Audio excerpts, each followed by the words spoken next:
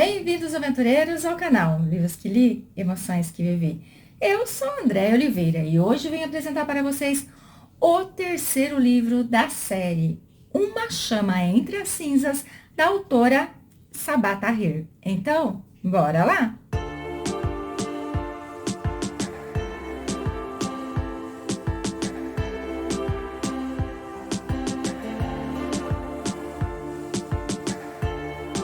Cheguei, aventureiros, com mais dicas de leitura aqui nesse canal.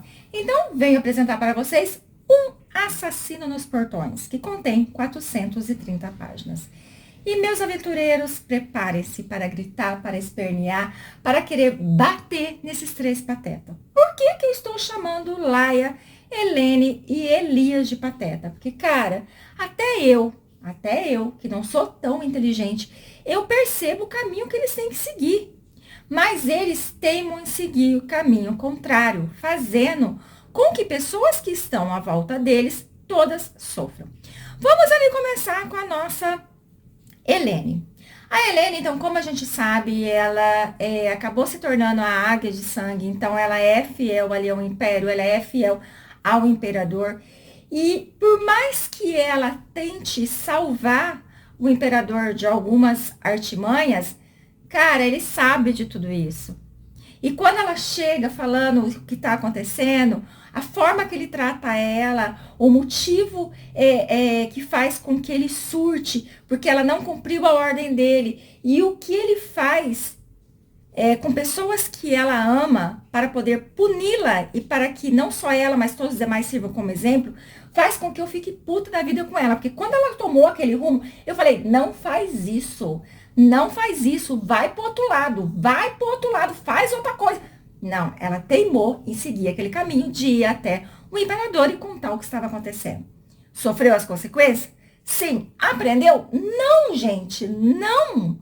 Porque agora ela fica pensando que ela não pode mais errar. Agora ela fica pensando que ela tem que fazer o que foi comandada para fazer. Só que o que ela não percebe é que ela, para salvar todo o império, ela precisa ir contra o imperador.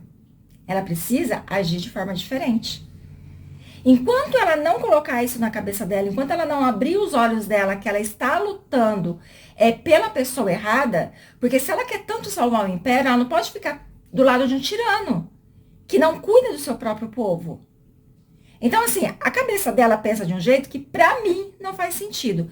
Tudo porque ela escuta o adivinho, que é o Caim, mas ela não consegue compreender o que o Caim está dizendo. Então, a Helene, ela vai sofrer muito, a Helene, ela vai ter perdas significativas. A Helene, no final desse terceiro livro, gente do céu, o meu coração corta, o meu coração sangra ao ver o que ela vai passar, como ela vai ser abandonada, como ela vai ficar sozinha num campo de batalha. E claro, né, que ela vai ter um final digno de merecimento, porque ela batalhou muito, ela sofreu muito. E agora, no final do terceiro livro, ela começa a abrir os olhos para entender que ela realmente estava lutando por um ideal errôneo. Vai ter ali também o nosso Elias. Que o Elias também é outro que eu chamei de pateta, é outro que me fez gritar, é outro que me fez surtar. Porque lá no segundo livro, no momento de desespero, no momento aonde ele queria algo, ele acabou se jogando em uma armadilha. Ele acabou concordando com algo que num primeiro momento ele não percebeu, mas algo que faria com que ele ficasse longe de todas as pessoas que ele amava. E como ele reluta em tomar esse lugar, que agora é seu por direito, como ele reluta em aprender o que ele precisa aprender para poder cumprir a sua missão, ele também sofre as consequências. E pessoas à sua volta também vão sofrer as consequências. Agora no terceiro livro, assim, na metade do terceiro livro, você começa a perceber que o Elias está entendendo qual é a jogada. Ele está entendendo qual é o caminho que ele tem que seguir. Ele está entendendo tudo que o Caim, o adivinho, falou para ele. E ele vai ser uma pessoa dura, ele vai ser uma pessoa fria, ele vai ser uma pessoa que vai se transformar para poder realmente, para interpretar o papel que ele precisa interpretar. Então, no meio do terceiro livro em diante, ele vai entender o que ele precisa fazer, mesmo que ele não goste. Mas ou ele faz isso, ou ele vai acabar com toda a humanidade. Quando a gente entra na Laia, eu digo para vocês, né, que a pateta número 3 é a que eu mais surto, é a que mais me revolta, é a que mais faz com que eu queira bater na cara dela. Porque a Laia, ela quer salvar o mundo. Não tem como você salvar o mundo. Não tem. Você tem que ir a pequenos passos.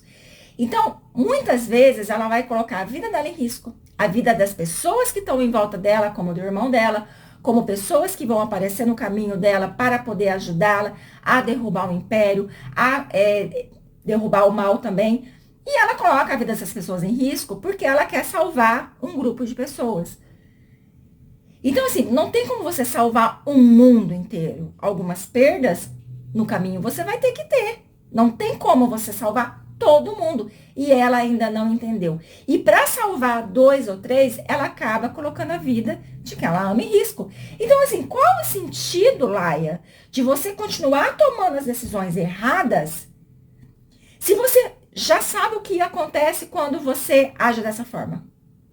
Aí depois, minha filha, não adianta se arrepender. Aí depois não adianta se lamentar. Ai, por que que eu fiz isso? Ai, não adianta.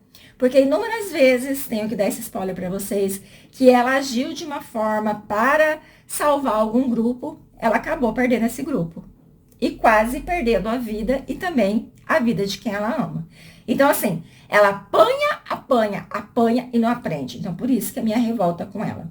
Ela ainda ama o nosso Elias, depois que o Kenan, né, mostrou realmente quem é. Eu digo para vocês que no primeiro momento eu fiquei com raiva do Kenan. Agora, sabendo um pouco mais sobre a história dele, sabendo os objetivos dele, eu digo para você que eu tô com um pezinho meio atrás. Eu tô assim, gosto e não gosto do Kenan. Então, depois que ele enganou ela, depois que ele conseguiu o seu objetivo, fazendo com que ela se sentisse uma idiota e realmente ela foi. No final do livro, gente do céu, eu vou dizer para vocês que a Laia, ela toma uma decisão. Tudo bem, ela vai salvar muitas pessoas? Vai. Porém, ela vai pôr em risco a vida de uma pessoa que é muito importante para ela. Uma pessoa que eu tenho para mim, eu tô torcendo que essa pessoa tenha conseguido se salvar, que ela não tenha perdido a vida dela, que aqui no quarto livro a gente vai encontrar essa pessoa e ela vai fazer alguma diferença. Porque, gente, se essa pessoa realmente morreu, né, no caso, eu não vou perdoar a Laia jamais na minha vida. Porque foi a decisão dela. Vocês têm que ler para entender o que eu tô falando. Ai, que raiva. Só de eu lembrar, eu fico com raiva dela. Vocês têm que entender o que eu tô falando. E também será nesse terceiro livro que nós entenderemos melhor a história do portador da noite, que é o mal encarnado, que é aquele um que vem agindo de formas estranhas, porque uma hora ele tá do lado da Laia, outra hora ele tá ajudando a Helene, outra hora ele tá junto com a Keris, que é a comandante malvadona. Então, assim, eu ainda não tô entendendo muito bem a jogada dele.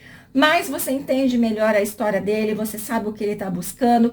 E eu começo a ter dúvida se ele acredita realmente que ele vai conseguir atingir esse objetivo, que ele vai trazer a paz, que ele vai realmente sentir que ele se vingou e ter a paz que ele tanto anseia, ou se ele está sendo enganado por ele mesmo. Que a paz que ele está buscando, na verdade, será um tormento maior.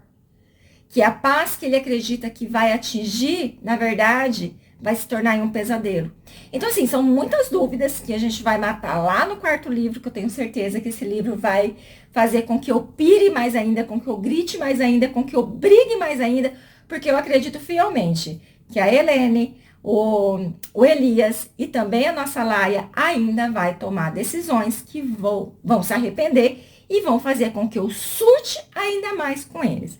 Mas, enfim, história boa é assim, que você surta, que você fica indignada, que você quer abandonar, mas não consegue, e que você fica ansiando para chegar ao fim. Por mais que eu ainda não li o quarto livro, porque eu estou com tanta dó de terminar essa série que vocês não estão entendendo o meu dilema. Quero ler? Muito. Mas o meu coração já está apertado. Tenho certeza que eu vou sentir muita falta desse trio. Então, eu tô enrolando um pouco para ler o quarto e saborear e surtar com as aventuras que ainda está por vir. Agradeço muito a sua companhia, fiquem com Deus e até a próxima.